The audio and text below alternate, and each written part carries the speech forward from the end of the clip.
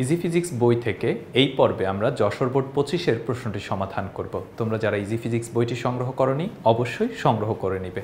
Video দেখার পাশাপাশি যদি তোমরা লিখিত ফরম্যাটটাও দেখো তাহলে তোমাদের প্রস্তুতিটা খুবই ভালো হবে। তো দেখো আমাদের প্রশ্নে কি বলা হয়েছে। প্রথমে যদি আমরা ক নাম্বার প্রশ্নটা দেখি, ঘূর্ণন গতি কাকে বলে? ঘূর্ণন গতি হচ্ছে একটা বিন্দু থেকে নির্দিষ্ট দূরত্বে থেকে যদি বৃত্তাকার পথে কোনো কিছু ঘুরে আসে তখনই তাকে আমরা ঘূর্ণন গতি বলি। এটাকে আরও সহজ করে এরকম বলা যায়, সুষম বৃত্তাকার পথে কোনো বস্তুর গতিকে ঘূর্ণন গতি বলা হয় বা কোনো কণার গতিকে ঘূর্ণন গতি বলা হয়। তো আমরা বইয়ে অ্যান্সারটা কীভাবে লিখেছি দেখো, কোনো নির্দিষ্ট বিন্দু বা রেখাকে কেন্দ্র করে ঘূর্ণায়মান কোনো বস্তুর গতিকে ঘূর্ণন গতি বলে। অর্থাৎ একটা নির্দিষ্ট বিন্দু থাকবে, সেটা থেকে হচ্ছে সমদূরবর্তী থেকে যদি বৃত্তাকার পথে কোনো কিছু ঘুরে আসে তখন তাকে ঘূর্ণন গতি বলবো। অবশ্যই মনে রাখতে হবে এটা সুষম বৃত্তাকার পথ হতে হবে। এরপরে আমরা খ নাম্বার প্রশ্নের ক্ষেত্রে একটু খেয়াল করি, তারের ব্যাস পরিমাপে স্লাইড ক্যালিপাস অপেক্ষা স্ক্রু গজ অধিকতর গ্রহণযোগ্য কেন? অর্থাৎ স্লাইড ক্যালিপাসের ক্ষেত্রে স্লাইড ক্যালিপাসের থেকে স্ক্রুগজ কেন আমরা এই ক্ষেত্রে বেশি ব্যবহার করব বা এই ক্ষেত্রে কেন ব্যবহারটা গুরুত্বপূর্ণ সেটা আমাদেরকে ব্যাখ্যা করতে বলা হয়েছে। তো তোমাকে এর জন্য স্ক্রুগজের ন্যূনাঙ্ক এবং তোমার স্লাইড ক্যালিপাসের ভার্নিয়ার ধ্রুবক সম্পর্কে একটু ধারণা পেতে হবে। প্রথম বিষয়টা হচ্ছে স্ক্রুগজের ক্ষেত্রে ন্যূনাঙ্ক জিনিসটা কি?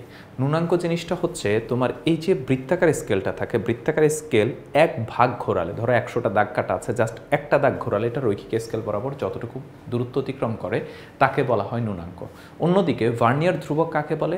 ভার্নিয়ার ধ্রুবক বলে প্রধান স্কেল এবং ভার্নিয়ার স্কেলের ক্ষুদ্রতম এক ঘরের যে পার্থক্য তাকে ভার্নিয়ার ধ্রুবক বলে।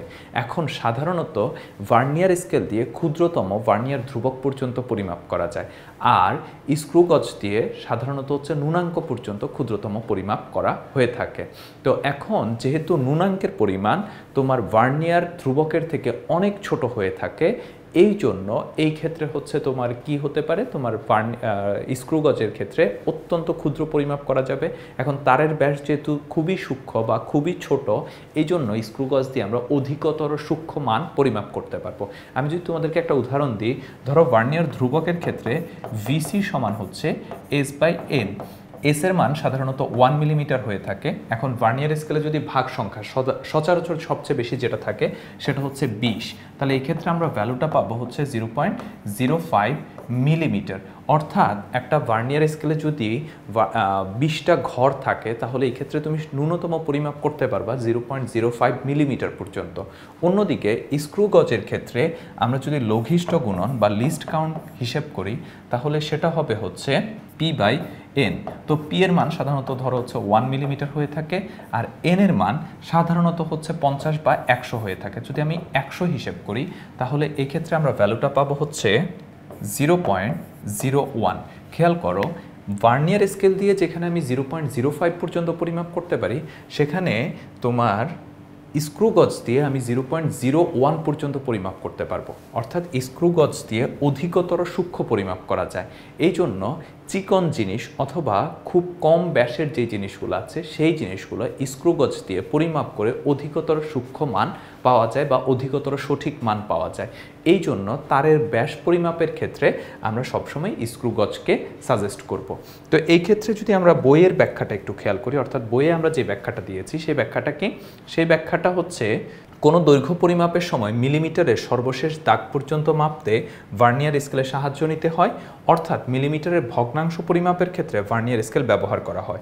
আবার বৃত্তাকার বস্তুর ব্যাসার্ধ পরিমাপে স্ক্রুগজ ব্যবহার করা হয়। এক্ষেত্রে স্ক্রুগজের ঘাট অত্যন্ত সূক্ষ্ম রাখা হয়, যা পুরো একবার ঘোরানোর পরে স্কেলে লাগানো স্ক্রুটি 1 মিলিমিটারের মতো অগ্রসর হয়। অর্থাৎ আমি পুরো বৃত্তাকার স্কেলটাকে যদি পুরো একবার ঘোরাই তাহলে এটা সামনের দিকে 1 মিলিমিটার পর্যন্ত অগ্রসর হয়। অর্থাৎ পিচের মান হচ্ছে 1 মিলিমিটার হয়। তাহলে পিচের মান যদি 1 মিলিমিটার হয় এবং বৃত্তাকার স্কেলের দাগ সংখ্যা যদি 100টা থাকে তাহলে ন্যূনাঙ্ক হবে হচ্ছে 0.01 মিলিমিটার। অর্থাৎ এর সাহায্যে 0.01 মিলিমিটার পর্যন্ত সূক্ষ্মভাবে পরিমাপ করা যায়, যা ভার্নিয়ার স্কেলের চেয়ে বেশি সূক্ষ্ম। তাই বলা যায় স্লাইড ক্যালিপাস অপেক্ষা স্ক্রুগজ অধিকতর গ্রহণযোগ্য। তাহলে মোদ্দা কথা কি?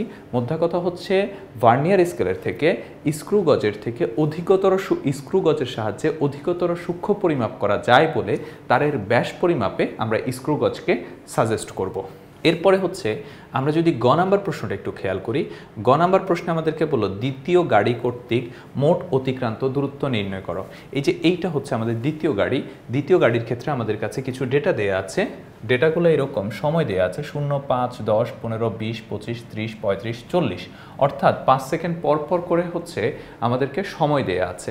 অন্যদিকে বেগ দেয়া আছে 0, 2, 4, 6, 6, 4, 2, 0, অর্থাৎ 2 করে করে হচ্ছে বেগের মান বৃদ্ধি পাচ্ছে, কিছু সময় হচ্ছে সমবেগে চলছে, তারপর 2 করে কমতেছে, এইভাবে বেগের মান দেয়া আছে।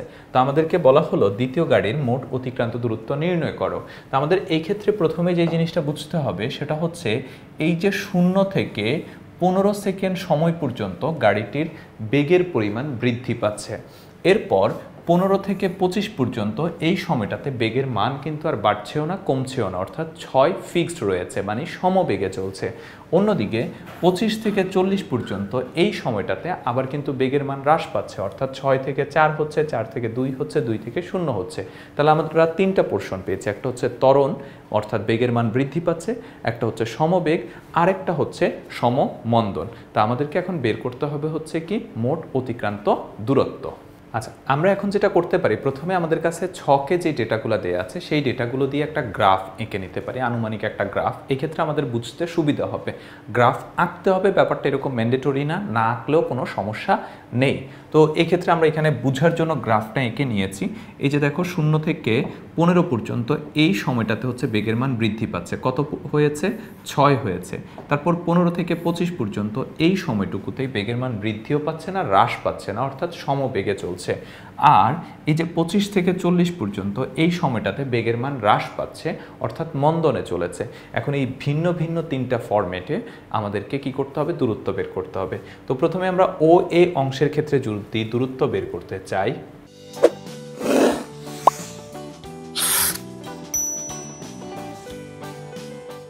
তো ও এ অংশের ক্ষেত্রে আমার আদিবেগ এখানে, আদিবেগ কত দেয়া আছে? 0 দেয়া আছে। তারপরে এ অংশের ক্ষেত্রে আমার বেগ দেওয়া আছে 6, অর্থাৎ শেষ বেগ হচ্ছে 6, আদিবেগ হচ্ছে 0। আর সময় কত লাগছে? সময় লাগছে হচ্ছে 15। তাহলে আদিবেগ হচ্ছে 0, শেষ বেগ হচ্ছে 6, আর সময় লাগছে হচ্ছে 15 সেকেন্ড। আমাদেরকে অতিক্রান্ত দূরত্ব বের করতে হবে। এই ক্ষেত্রে আমরা সূত্র ব্যবহার করতে পারি u plus v by 2 whole into t. U এর মান 0, ভি এর মান 6, টি এর মান হচ্ছে 15। ক্যালকুলেশন করলে আমরা এই ক্ষেত্রে পাচ্ছি হচ্ছে 45 মিটার, অর্থাৎ প্রথম 15 সেকেন্ডে অতিক্রান্ত দূরত্ব হচ্ছে 45 মিটার। এরপরে আমরা হচ্ছে 15 থেকে 25 পর্যন্ত এই 10 সেকেন্ডে 15 থেকে 25 পর্যন্ত দেখো বেগের মান বাড়ছেও না কমছেও না, অর্থাৎ সমবেগে চলছে। তাহলে এই ক্ষেত্রে আমরা যদি হচ্ছে অতিক্রান্ত দূরত্ব বের করি, সমবেগের ক্ষেত্রে আমাদের সূত্র কি? এস সমান হচ্ছে ভিটি। এস সমান হচ্ছে ভিটি। তো এই ক্ষেত্রে বেগের মান কত? বেগের মান হচ্ছে 6, আর সময়ের মান কত? সময়ের মান হচ্ছে 25 বিয়োগ 15, অর্থাৎ 10। তাহলে এই ক্ষেত্রে আমরা ক্যালকুলেশন করলে আমরা পাচ্ছি হচ্ছে 60 মিটার। এবং সর্বশেষ বিসি অংশের ক্ষেত্রে, বিসি অংশের ক্ষেত্রে হচ্ছে আমাদের আদিবেগটা কত? আমরা যদি এই গ্রাফের ক্ষেত্রে খেয়াল করি, এই যে বিসি অংশটা শুরু হচ্ছে এইখানে, তাহলে আদিবেগ কত? 6, আর শেষ কোথায়? এখানে। এখানে বেগটা কত? 0। তাহলে আদিবেগ হচ্ছে 6, শেষ বেগ হচ্ছে 0, আর সময় হচ্ছে 25 থেকে 40 পর্যন্ত 15 সেকেন্ড। তো এই ক্ষেত্রে আমরা সেম এস সমান u plus v by 2 whole into t এই সূত্রটা ব্যবহার করব। ইউ এর পরিবর্তে আমরা এই ক্ষেত্রে ভি লিখেছি, কারণ আগের অঙ্কে আগের অংশে ভি বলা ছিল, আর ভি এর পরিবর্তে আমরা হচ্ছে ভি প্রাইম লিখেছি। এই যে ভি, এই ভিটা বলতে হচ্ছে তৃতীয় ক্ষেত্রে আদিবেগটাকে বোঝানো হচ্ছে।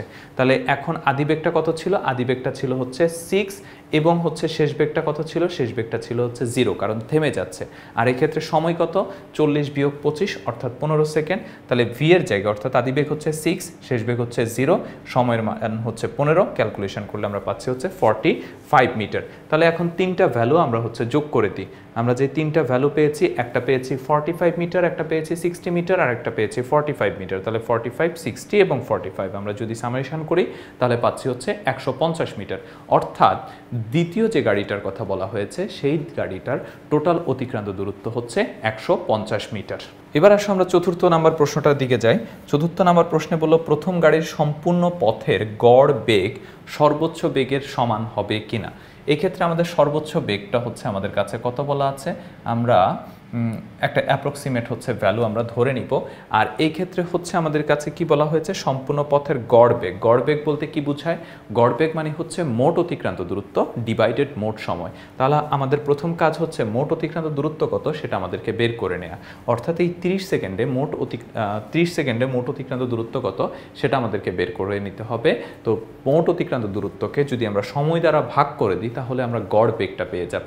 আর এই গড় বেগটা গাড়িটার সর্বোচ্চ বেগের সমান কিনা সেটা আমাদেরকে দেখতে হবে। যদি আমরা দেখি হ্যাঁ সর্বোচ্চ বেগের সমান, তাহলে আমরা বলবো গড় বেগ সর্বোচ্চ বেগের সমান। আর যদি কম বেশি হয় তাহলে বলবো আমরা সমান নয়। তাহলে আমাদের প্রথম কাজ কি? প্রথম কাজ হচ্ছে আমাদের মোট অতিক্রান্ত দূরত্বটা বের করা। তো এখন এই ক্ষেত্রে যদি আমরা একটু খেয়াল করে দেখি যে প্রথম 10 সেকেন্ডে আমরা অতিক্রান্ত দূরত্ব বের করব, কারণ প্রথম 10 সেকেন্ড পর্যন্ত হচ্ছে গাড়িটা কিভাবে গেছে, বেগের পরিমাণ বৃদ্ধি পেয়েছে। তাহলে আগের অঙ্কে যেভাবে দেখিয়েছিলাম সেভাবেই আমরা সূত্রটা অ্যাপ্লাই করতে পারি। S সমান u plus v by 2 whole into t. U মানে আদিবেগ, প্রথম অংশের শুরুটা এখানে, তার মানে আদিবেগ 0, শেষটা এখানে। এই যে এই ভ্যালুটা এখানে হবে, গ্রাফে একটু হচ্ছে যে উপরে উঠে গেছে, তো এটার মান কত 30 আর হচ্ছে টাইম কত 10। তাহলে ক্যালকুলেশন করলে আমরা পাচ্ছি হচ্ছে 150 মিটার। অর্থাৎ প্রথম 10 সেকেন্ডে অতিক্রান্ত দূরত্বটা হচ্ছে 150 মিটার। পরের ক্ষেত্রে যে 10 থেকে 20 পর্যন্ত গ্রাফটা একটু হচ্ছে যাই তোমার কি বলে প্রপারলি প্রিন্ট করা হয়নি, এই জন্য হচ্ছে আমরা বুঝতে একটু সমস্যা হচ্ছে। কিন্তু এই যে আনুমানিক আমরা বুঝে নিচ্ছি যে শেষ ক্ষেত্রে হচ্ছে 20 সেকেন্ড পর্যন্ত এইটুকু বোঝাচ্ছে এইটুকু গাড়িটা সমবেগে চলছে। সমবেগের ক্ষেত্রে সূত্র কি? সমবেগের ক্ষেত্রে আমাদের সূত্র হচ্ছে S সমান ভিটি। S সমান ভিটি। ভি এর মান কত? এই সময় হচ্ছে 30 মিটার পার সেকেন্ড বেগে চলছে, আর সময় কত? 10 থেকে 20 পর্যন্ত 10 সেকেন্ড। তাহলে এই ক্ষেত্রে আমরা কত পাচ্ছি? 300 মিটার। তাহলে প্রথম ক্ষেত্রে আমরা দূরত্ব পেয়েছি 150 মিটার, পরের ক্ষেত্রে আমরা দূরত্ব পেয়েছি 300 মিটার। আর সর্বশেষ 10 সেকেন্ডের ক্ষেত্রে আদি বেগের মান কত? 30। শেষ বেগের মান কত? এই যে এখানে এসে শেষ হয়েছে, তাহলে শেষ বেগের মান হচ্ছে 0। তাহলে আদি বেগ 30, শেষ বেগ হচ্ছে 0, আর সময় হচ্ছে 10 সেকেন্ড।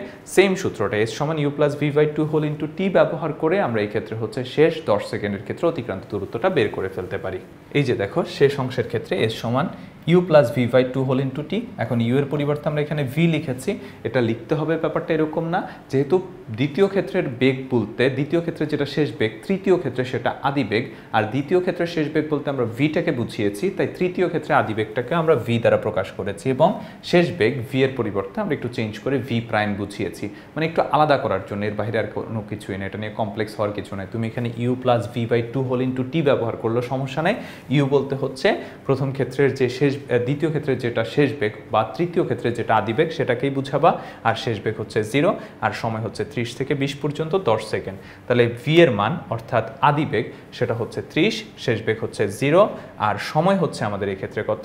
10 সেকেন্ড। ক্যালকুলেশন করলে আমরা পাচ্ছি কত? 150 মিটার। তাহলে তিনটা ভ্যালুকেই যোগ করে দাও। প্রথমে পেয়েছি 150, পরে 300, পরে 150, অর্থাৎ টোটাল যে আমাদের দূরত্বটা সেটা হচ্ছে 600 মিটার। এখন গড় বেগ মানে কি? গড় বেগ মানে হচ্ছে মোট দূরত্ব বাই সময়। মোট দূরত্ব হচ্ছে 600 আর মোট সময় হচ্ছে 30। তাহলে আমরা এক্ষেত্রে কত পাচ্ছি? 20 মিটার পার সেকেন্ড। আর এক্ষেত্রে আমাদের সর্বোচ্চ বেগ কত দেয়া ছিল? এই যে এই ক্ষেত্রে আমাদের সর্বোচ্চ বেগ হচ্ছে 30। এই গ্রাফটা মূলত এখানে হবে। তো সর্বোচ্চ বেগ কত দেয়া আছে? 30। আর আমরা গড় বেগ কত পেয়েছি? গড় বেগ পেয়েছি 20। আমাদের প্রশ্নে কি জিজ্ঞেস করেছে? প্রথম গাড়ির সম্পূর্ণ পথের গড় বেগ সর্বোচ্চ বেগের সমান হবে কিনা। গড় বেগ পেয়েছি 20 আর সর্বোচ্চ বেগ হচ্ছে 30, অর্থাৎ গড় বেগ আর সর্বোচ্চ বেগ সমান নয়। আমরা প্রশ্নে যেটা চেয়েছে সেটা আমরা অ্যান্সার করতে পেরেছি। তাহলে আমি যদি তোমাদেরকে আরেকবার একটু বলে রাখি, আমরা এখানে কি করব? প্রথমে হচ্ছে মোট দূরত্বটা বের করব। মোট দূরত্ব কিভাবে বের করতে হয় সেটা দেখিয়েছি, বা গ নাম্বার অংশেও আমরা কিন্তু এটা বের করেছি। তো মোট দূরত্বটা বের করেই যে সময়টা দিয়ে ভাগ করে দিলে আমরা গড় বেগটা পেয়ে যাব। আর এই গড় বেগটা যদি সর্বোচ্চ বেগের সমান হয়, দ্যাটস মিনস হচ্ছে গড় বেগ আর সর্বোচ্চ বেগ সমান। কিন্তু আমরা এই ক্ষেত্রে দেখলাম গড় বেগ পেয়েছি 20 মিটার পার সেকেন্ড আর সর্বোচ্চ বেগ দেওয়া আছে 30 মিটার পার সেকেন্ড। তার মানে গড় বেগ আর সর্বোচ্চ বেগ সমান নয়। তাহলে আমরা ঘ নম্বর প্রশ্নের অ্যান্সারটা বুঝতে পেরেছি। তাহলে আমি তোমাদেরকে এইখানে 4টা প্রশ্নই ব্যাখ্যা করেছি, আশা করি তোমরা বুঝতে পেরেছ। এবং তোমাদের যদি হচ্ছে কোনো কনফিউশন থাকে তোমরা তো ভিডিওটা আরেকবার একটু দেখবা, এবং আমাদের ইজি ফিজিক্স বইয়ের মধ্যে লিখিত আকারে তোমাদের কাছে এই সমাধানটা দেয়া আছে। সুতরাং যারা বইটা সংগ্রহ করেনি অবশ্যই বইটা সংগ্রহ করে নেবে। সবাই ভালো থাকবে, সুস্থ থাকবে, দেখা হবে পরবর্তী প্রশ্ন সমাধানে।